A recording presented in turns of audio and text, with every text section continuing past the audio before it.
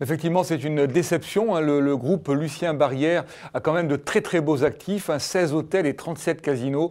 Mais effectivement, sa introduction en bourse n'a pas suscité assez d'intérêt. Le prix de l'action avait pourtant été choisi dans le bas de la fourchette, mais pour vraiment séduire les investisseurs, il aurait fallu descendre encore le prix. Et le groupe Accor, qui contrôle le groupe, eh bien, n'a pas voulu totalement brader ses actifs. Donc l'opération est annulée. La bourse aujourd'hui sanctionne Accor de 1,3. C'est une baisse qui n'est pas très importante. Ça aurait pu être beaucoup plus fort compte tenu de l'impact de cette décision. Oui, un désaveu, une véritable désaffection qu'on voit de plus en plus sur les actions.